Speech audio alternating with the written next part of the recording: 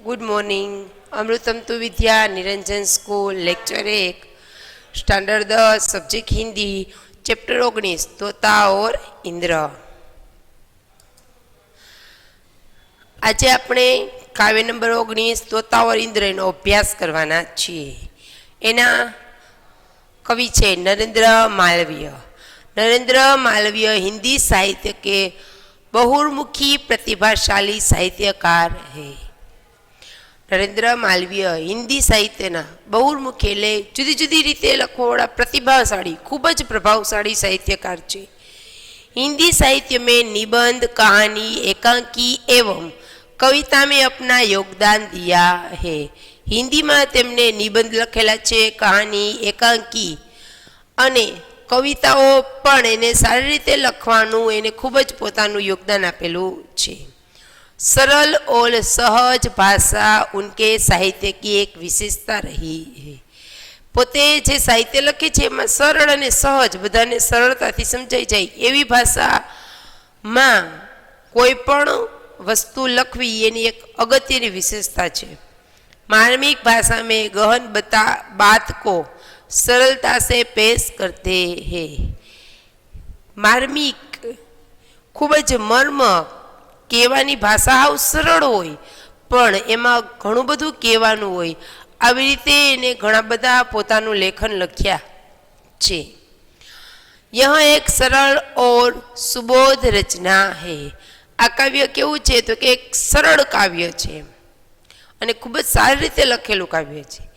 इस कविता को एक कहानी के आधार पर लिखा गया है। आ कविता छे पण केवी छे तो के स्टोरीना आधारे लखायेलुं छे मात्र कविता पण एमां पण स्टोरी आपेली छे। वह कहानी बुक ऑफ नॉलेज से ली गई है। आ कहानी क्यांथी लेवामां आवी छे तो के बुक ऑफ नॉलेज मांथी आ कहानी लीधी छे। इसे विश्व का एक श्रेष्ठ संवाद काव्य माना जाता है। आ जे काव्य छे ई एक विश्वनुं सौथी मोटुं संवाद काव्य मानेलुं छे कविता पण संवादमां एटले एकबीजा वातचीत करे छे ई रीते आखुं काव्य प्रस्तुत करवामां आव्युं छे। એટલા માટે કીધું છે કે સૌથી મોટું સંવાદ કાવ્ય છે।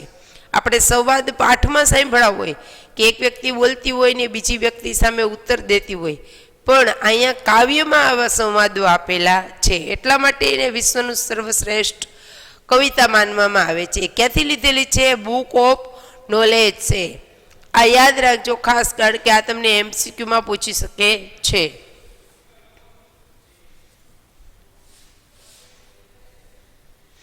હવે આપણે કાવ્યનો અભ્યાસ કરશું। सुनो भाइयों तुम्हें सुनाते आज एक प्राचीन कहानी। अहींया शुं कहे छे के भाइयों सांभळो आजे तमने अमे एक प्राचीन खूब ज पुरानी कहानी कहीए छीए जो है अति सुंदर अति अद्भुत सचमुच कहानियों की रानी। आ कविता આપણે પહેલા જ લેખક પરિચયમાં કવિ પરિચયમાં ભણ્યા કે ખૂબ જ સરસ છે એટલે અહીંયા પણ કીધું છે તે ખૂબ જ સુંદર ખૂબ જ અદ્ભુત અને બધી કહાનીની શ્રેષ્ઠ કહાની છે સૌથી સારી વાર્તા છે। पुण्यभूमि काशी की महिमा चारों दिशा में थी अति गुंजित। काशी छे पुण्यभूमि छे, काशी ने सर्वश्रेष्ठ पुण्यभूमि मानवामां आवे छे એટલે પુણ્યભૂમિ કાશીની અહીંયા મહિમા ગાયેલી છે। ચારો દિશામાંથી અતિ ગુંજીત એટલે કાશી સર્વશ્રેષ્ઠ છે એવું પહેલાના સમયમાં આખા દરેક દિશાઓમાં આવું કહેવામાં આવતું હતું। એનો મહિમા ખૂબ જ ચારેય દિશાઓમાં વ્યાપ્ત હતો। દેવો સહિત દેવપતિ ઉસકો લક્કર હોતે थे અતિ હર્ષિત। દેવો બધા દેવો પણ એને જોઈને દેવપતિ એટલે દેવરાજ ઇન્દ્ર જે દેવોના રાજા છે દેવરાજ ઇન્દ્ર પણ લક્કર એટલે એને જોઈને ખૂબ જ આનંદિત થતા હતા। કોને? તો કે કાશીને। કાશીને જોઈને દેવો અને દેવરાજ ઇન્દ્ર પણ ખૂબ જ આનંદિત થતા હતા કારણ કે એનો મહિમા ખૂબ જ હતો એટલા માટે। गुजर रहे थे इंद्र एक दिन जबकि निकट के निर्जन वन से, હવે કાશીની બાજુમાં એક નિર્જન વન હતું. ઇન્દ્ર રાજા અહીંયાથી પસાર થઈ રહ્યા હતા. દેખા એક પેડ અતિ ભારી સુખા નિર્જીવિત સા તનસે. આ ઇન્દ્ર રાજા છે એ કાશીની બાજુમાં એક નિર્જન વનમાંથી પસાર થઈ રહ્યા હતા. ત્યારે એને જોયું કે એક મોટું બધું જંગલમાં એક મોટું બધું વૃક્ષ છે, પણ કેવું છે, નિર્જીવિત એટલે કે જીવન વગરનું, ચેતના વગરનું. ઈ કેવું પેડ છે તો કે ચેતના વગરનું, સુખાઈ ગયેલું, પાંદડા વગરનું ઈ પેડ છે. અહીંયા उसके एक खोखले में था तोता एक बहुत ही सुंदर. ઈ નિર્જીવ જે ઝાડ છે જેમાં પાંદડા નથી, ખાલી માત્ર સુકાઈ ગયેલી ડાળીઓ જ છે, એવા ઝાડમાં એક ખોખલે એટલે બખોલ, ઝાડવામાં બખોલ કરીને એક પોપટ, ખૂબ જ સરસ મજાનો સુંદર પોપટ એમાં બેઠો હતો. હુઆ ઇન્દ્ર કો બેહદ અચરજ ઉસકો સુખેતર ઉપર લખ કર. હવે ઇન્દ્ર રાજાએ જોયું કે આવડા મોટા જંગલમાં કેટલા બધા સરસ મજાના વૃક્ષો છે જે પાંદડાથી હરેલા ભરેલા, ડાળીઓથી ભરપૂર. આવા વૃક્ષને છોડીને આ પોપટ આવા સુકાઈ ગયેલા ઝાડના બોખલમાં શા માટે બેઠો છે? એટલે ઇન્દ્ર રાજાએ આ જોઈને ખૂબ જ અચરજ થઈ. પૂછા તુરંત ઉन्होंने उससे क्या ना मूर्खता है यह भारी. ઇન્દ્ર રાજાએ પૂછ્યું, શું એ મૂર્ખાઈ નથી આ તારી?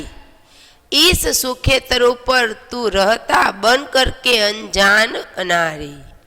એ કે તું મૂર્ખ નથી, આ સુકાઈ ગયેલા ઝાડવા ઉપર તું અંજાન અને અનાળી અપરિચિત જેવો બનીને આ ઝાડવા ઉપર રહેશ, તું મોટો મૂર્ખ નથી, એવું ઇન્દ્ર રાજા પોપટને કહે છે.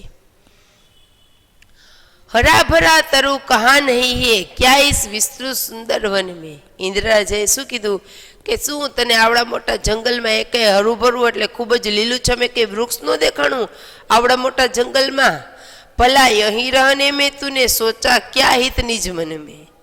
ઇન્દ્ર રાજા શું કહે છે કે તે આવા સુકાઈ ગયેલા ઝાડ ઉપર રહેવાનું વિચાર્યું, એમાં તારું શું હિત થાય એમ છે? તારા મનની અંદર શું આમાં તારું સારું થાય એવું છે, એવું તું વિચારસ? એવું ઇન્દ્ર રાજાએ પોપટને કીધું. હવે તોતા બોલા, મહારાજ યહ તારું પહેલેતા બેહદ સુંદર. ઇન્દ્ર રાજાને મનમાં પ્રશ્ન થયા, એ પોપટને પૂછ્યા એટલે હવે પોપટે જવાબ આપ્યો. હવે પોપટ બોલે છે કે મહારાજ આ વૃક્ષ છે એ ખૂબ જ સુંદર હતું. સારે વન મેં એકમાત્ર થા સબસે અચ્છા સબસે મનહર. હું કે છે પોપટ કે આ વૃક્ષ છે ને એ આખા વનમાં ખૂબ જ સુંદર અને ખૂબ જ મનને મોહનારું એવું સરસ આ ઝાડ હતું. જૈસા થા યહ સબસે સુંદર વૈસા હી થા યહ બલશાળી. આ ઝાડ જેટલું સુંદરતાવાળું હતું એટલું જ આ ઝાડ મજબૂત પણ હતું. આ ઝાડ એટલું મજબૂત પણ હતું. યહ હી થા ઇસ વન કી શોભા ભાગ્યવાન અતિ ગૌરવશાળી. આ ઝાડ જ હતું, આખા વનની શોભા હતું. આ ઝાડ ખૂબ જ ભાગ્યશાળી હતું અને સમગ્ર વનમાં તેનું ખૂબ જ માન હતું. ગૌરવશાળી એટલે બહુ માન હતું આ ઝાડનું આખા વનમાં. ચિડિયા તોતે કોયલ મેના સબ કોઈ અતિ પ્યારા થા. અહીંયા ચકલીઓ ને પોપટ ને કોયલ ને મેના ને બધા જ પક્ષીઓને આ વૃક્ષ છે એ ખૂબ જ પ્યારું હતું, ખૂબ જ ગમતું હતું. મહારાજ યહ હી કુરૂપ તરુ શોભા મેં સબસે ન્યારા થા. હવે પોપટ કહે છે કે મહારાજ આ અત્યારે ખરાબ દેખાઈ રહેલું ઝાડ છે ને એ ખૂબ જ સુંદર હતું અને બધા જ પક્ષીઓને એ ખૂબ જ ગમતું હતું.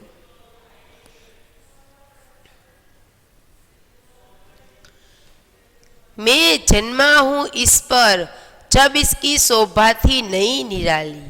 પોપટ શું કહે છે કે હું આ જ વૃક્ષ ઉપર જન્મો છું જ્યારે આ વૃક્ષ ખૂબ જ સુંદર, એની શોભા ખૂબ જ જુદી જ હતી, ત્યારે અનોખી આ વૃક્ષની શોભા અનોખી હતી, ત્યારે હું આ વૃક્ષ ઉપર જન્મો છું. अतः मुझे प्राणों से भी प्यारा है इसकी डाली डाली. એટલા માટે જ આની એકોએક બધી જ ડાળી મને ખૂબ જ વહાલી છે. એમ મારો જન્મ આ વૃક્ષ ઉપર જ થયો છે, જ્યારે આ વૃક્ષ ખૂબ જ સુંદર દેખાતું હતું. એટલા માટે મને આ વૃક્ષની એકોએક ડાળી ખૂબ જ પ્યારી છે. इसकी मोदमयी छाया में मैंने था निज होश संभाला. શું કે છે પોપટ કે આ વૃક્ષની આનંદદાયક છાયામાં મેં મારી બધી જ જવાબદારીઓ ઉપાડી હતી. હું આ વૃક્ષની સરસ મજાની સુંદર છાયામાં મોટો થયો તો.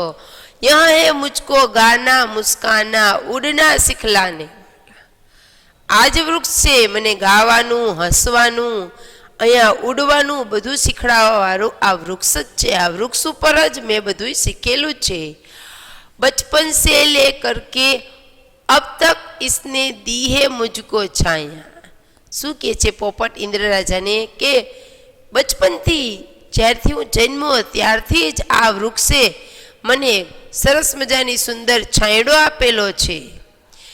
मैंने हरदम इसको ही सुख दुख का सच्चा साथी पाया.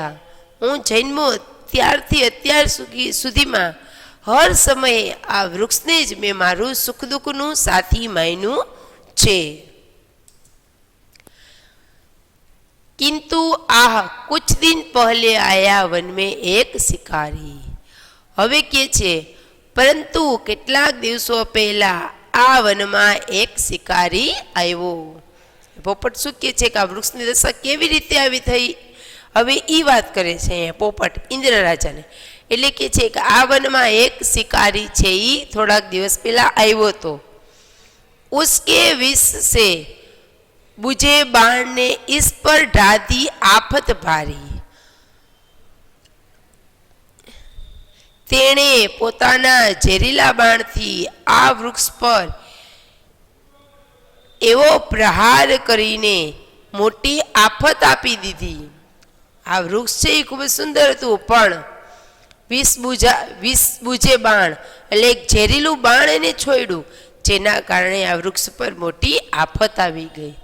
विष के कारण सुख रहा है तब से यहाँ तरोवर दिन प्रतिदिन. એને જે ઝેરીલું બાણ ચલાવ્યું છે એ બાણના કારણે આ વૃક્ષ છે એ દિવસ હરેક દિવસ છે એ સુકાતું જ જાય છે. अब तो इसके साथ साथ ही मेरा भी होगा अंतिम क्षण. હવે તો મને એમ લાગે છે કે આ વૃક્ષની સાથે સાથે મારો પણ અંતિમ સમય આવી જશે. જો આ વૃક્ષ જેમ જેમ સુકાઈ જશે અને વૃક્ષ નાશ પામશે તો એની સાથે મારો પણ અંતિમ સમય આવી જશે, એવું પોપટ ઇન્દ્રરાજાને કહે છે.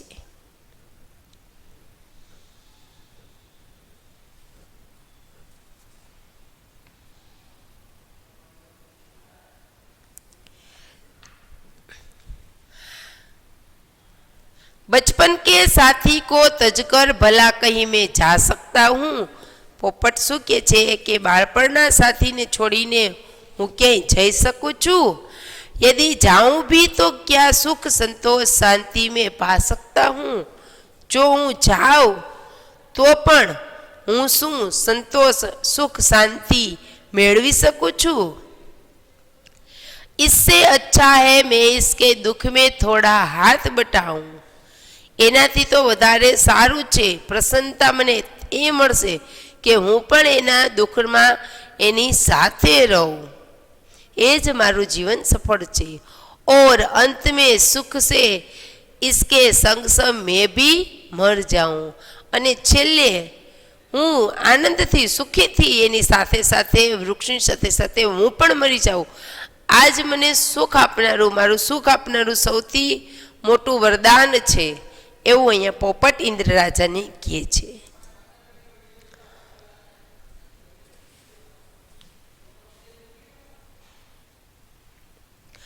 दंग रह गए इंद्रदेव तोते की यह बात सुनकर दंग रह गए इंद्रदेव। इंद्रदेव आश्चर्यचकित થઈ ગયા પોપટની આ બધી વાત સાંભળીને। फिर तोते से बोले वे यूं तुरंत अत्यधिक हर्षित होकर। પછી તે પોપટને કહ્યું ખૂબ જ આનંદિત થઈને।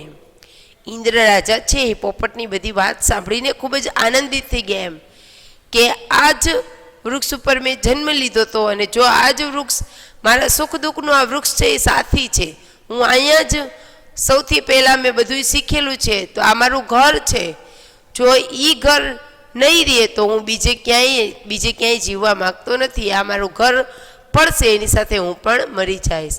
અને આ બધી વાત સાંભળીને ઇન્દ્ર રાજા આશ્ચર્યચકિત થઈ ગયા અને પછી ઇન્દ્ર રાજા ખૂબ જ ખુશ થઈને બોલે છે मैं प्रसन्न हूँ तुझसे पंछी सुफल हुआ है तेरा जीवन।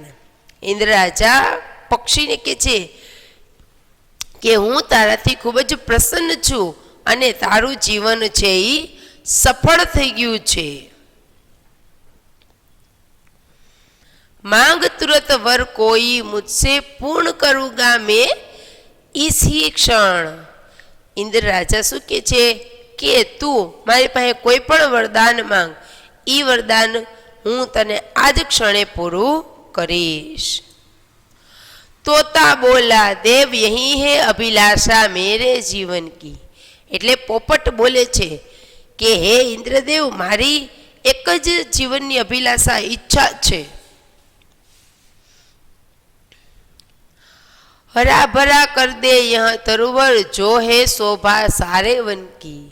પોપટ શું કહે છે કે આ જે વૃક્ષ સુકાઈ ગયેલું છે એને તમે ખૂબ જ લીલુંછમ બનાવી દો છે, આ વૃક્ષ આખા જંગલની શોભા છે એને ફરી પાછું પહેલા જેવું એકદમ લીલુંછમ બનાવી દો। कहा इंद्र ने एवं मस्तु और तरुण ने फिर नवजीवन पाया। इंद्र राजाए एना ઉપર કૃપા કરી અને કહ્યું તથાસ્તુ અને વૃક્ષમાં ફરી નવું જીવન આવી ગયું। વૃક્ષમાં નવા પાંદડાઓ આવી ગયા અને વૃક્ષ પાછું લીલુંછમ બની ગયું। શોભા નહીં નિરાલી સુંદરતા લેકર વહ ફિર લહરાયા। વૃક્ષ છે એ પાછું નવી નિરાલી સુંદરતા પહેલા કરતાં પણ ખૂબ જ સરસ સુંદર બની ગયું અને ફરી પાછું લહેરાવા લાગ્યું।